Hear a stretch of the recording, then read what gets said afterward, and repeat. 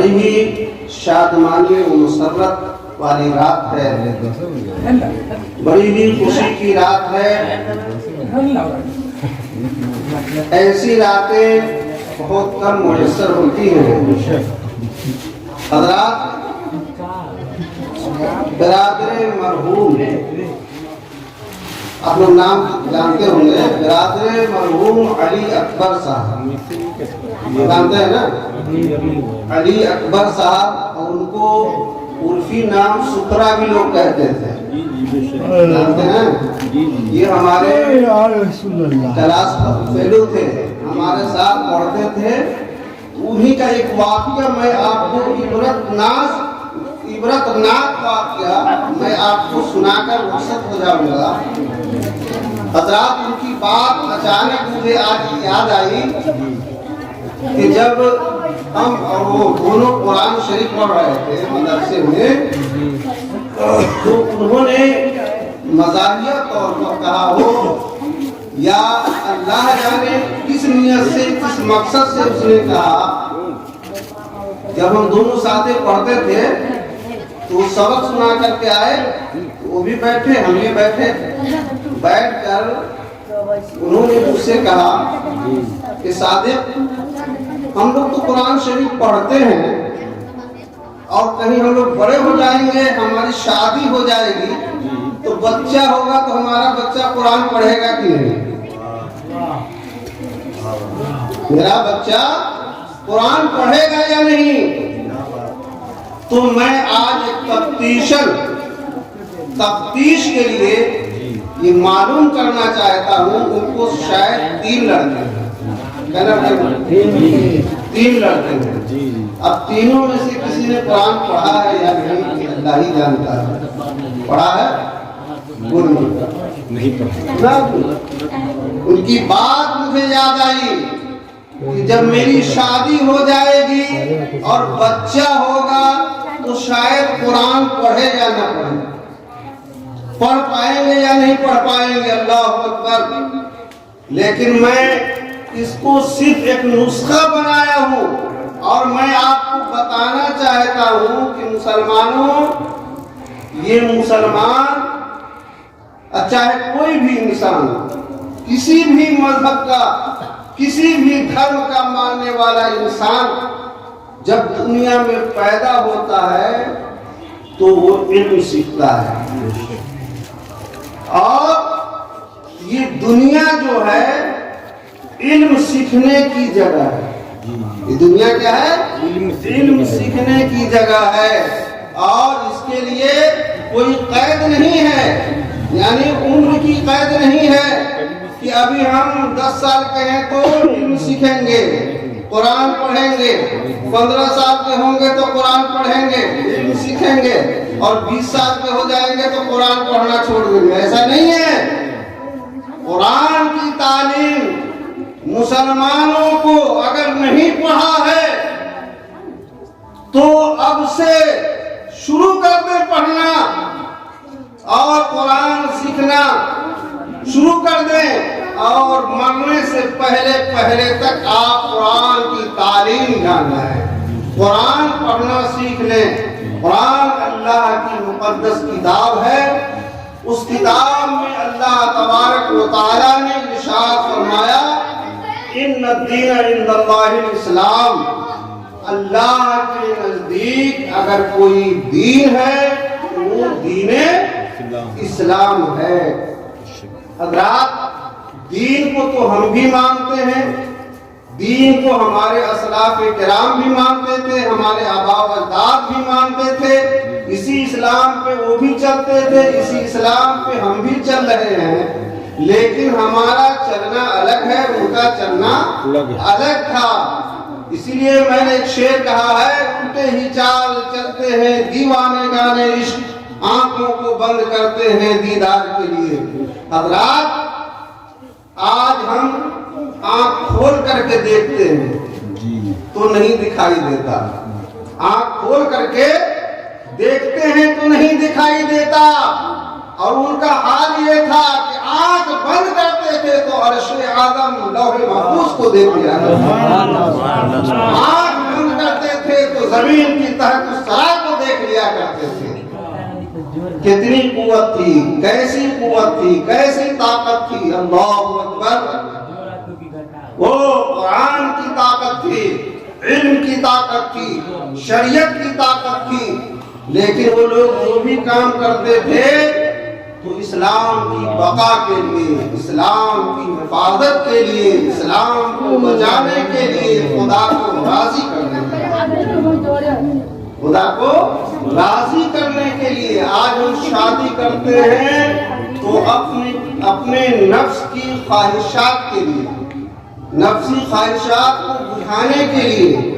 لیکن اللہ والے جب شادی کرتے تھے تو اپنی نفسی خواہشات کے لیے نہیں, بلکہ گناہوں سے بچ کر, گناہوں سے بچنے کے لیے اور گناہوں سے بچتے ہوئے اللہ کو راضی کرنے کے لیے, اللہ کو راضی کرنے کے لیے شادی کرتے تھے.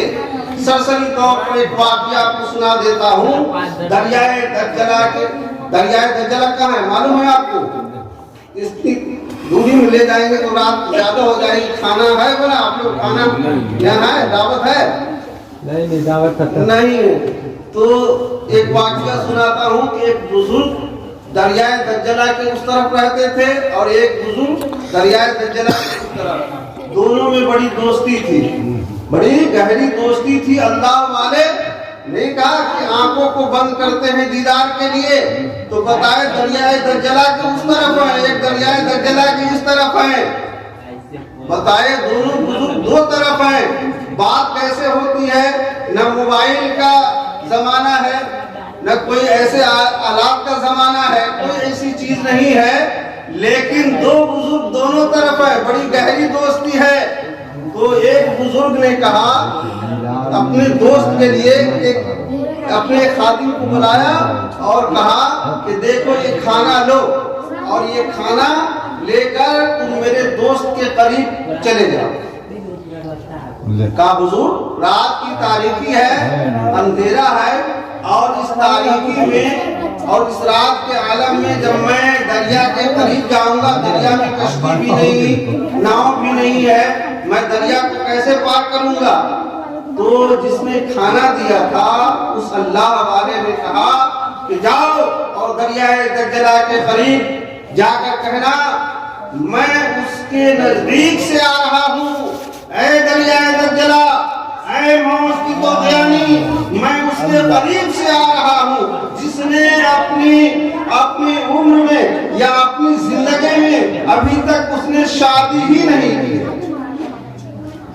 اب ان کا خادم تھا, وہ تو بھائی ان کے قریب رہتا تھا, دیکھا ان کے کئی بچے ہیں, بیوی بھی ہے, اور یہ کہہ رہے ہیں کہ بھائی شادی نہیں کی. عجیب ماجرا ہے. بہرحال خادم تھا, باادب تھا, وہی جا کر دریائے دجلہ کے قریب گیا, دیکھا کہ موت کی طغیانی ہے. تو انہوں نے کہا اے دریائے دجلہ, میں ایسے کے قریب سے آیا ہوں, تو مجھے راستہ دے دے جس نے ابھی تک شادی ہی نہیں کی ہے. اتنا کہنا تھا کہ دریائے دجلہ کا پانی دو طرف ہو گیا, بیچ سے راستہ ہو گیا, اور یہ خرامہ ناشتہ دان لے کر کے اور اس بزرگ کے پاس پہنچا جو اللہ کی عبادت میں مصروف تھے, اللہ کی عبادت کر رہے تھے. جنگل تھا, اس جنگل کے اندر اللہ کی صدا بلند کرنے والا وہ بندہ, اللہ کا محبوب بندہ اس جنگل میں اللہ کی صدا بلند کر رہا ہے. یہ خادم پہنچا اور پہنچنے کے بعد ادب کے ساتھ ہاتھ باندھ کر کھڑا ہے, نہ کچھ بول رہا ہے, صرف اللہ کی صدا سن رہا ہے. تھوڑی دیر کے بعد اللہ کے اس محبوب بندے نے جب رخ کیا, دیکھا کہ ایک شخص میرے قریب کھڑا ہے, تو انہوں نے کہا کہ بتاؤ تم کہاں سے آئے ہو, کیسے آئے ہو؟ کہا کہ بزرگ میں آپ کے لیے کھانا لے کر کے آیا ہوں. اس اللہ والے نے فوراً ہی ناشتہ دان کھولا اور اس مرد مجاہد کے سامنے جو کھانا لے کر گیا تھا فوراً ان کے سامنے کھانا شروع کر دیا. کھانا کھایا اور اس کے بعد ناشتہ دان تھما دیا. کہا تم اب یہاں سے رخصت ہو جاؤ, چلے جاؤ. تو معلوم ہے اس نے کہا کہ اس طرف سے تو میں آیا تھا تو میں نے یہ کہا تھا اب ادھر سے کیا کہوں گا تو میں دریا کو پار کروں گا. تو کہا حضور میں دریائے دجلہ کو کیسے پار کروں گا؟ تو معلوم ہے اللہ کے اس محبوب بندے نے کہا جو جنگل میں ایک بیابان میں اللہ کے ذکر میں مصروف تھے، اللہ اللہ کی صدائیں بلند کر رہے تھے، انہوں نے کہا کہ جاؤ اور دریائے دجلہ سے کہہ دینا میں ایسے کے قریب سے آیا ہوں جس نے کبھی کھانا ہی نہیں کھایا ہے. کہا کھانا ہی نہیں کھایا ہے. اللہ اکبر. یہ سوچنے پر مجبور ہو گیا. اللہ اکبر. میں اپنے سامنے دیکھا کہ یہ کھانا کھا رہے ہیں، ہم نے لا کر دیا یہ کھانا کھایا ہے، اور انہوں نے کہا کہ کبھی کھانا ہی نہیں کھایا. بہرحال دریائے دجلہ کے قریب پہنچا اور وہی حکم سنایا، فوراً دریائے دجلہ کا پانی دونوں طرف ہوا، راستہ بنا اور یہ فوراً پار کر کے اپنے گھر پہنچا. سوچ رہا ہے رات کے سناٹے میں، سوچ رہا ہے کہ اللہ اکبر میں ان کو کھاتے ہوئے دیکھا ہے اور ان کی شادی بھی ہے، کئی بچے بھی ہیں، لیکن ماجرا کیا ہے، کیا بات ہے، اس کی حقیقت کیا ہے. پریشان ہو کر تڑپتے ہوئے صبح کے وقت پہنچا اور جانے کے بعد اس اللہ والے کے پاس پہنچا جنہوں نے کھانا بھیجا تھا.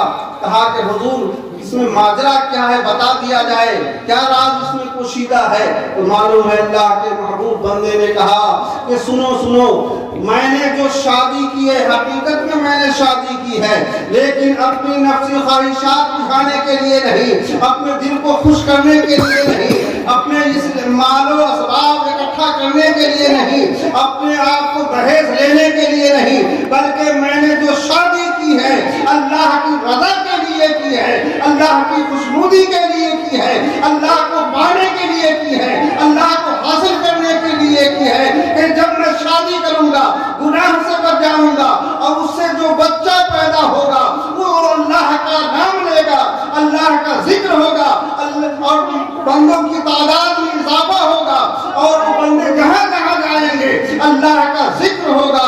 اس لیے میں اسی غرض سے شادی کی ہے. کہا کہ حضور انہوں نے کھانا کھایا تھا اور کھانا کھانے کے بعد بھی کہا کہ میں نے کھانا نہیں کھایا ہے.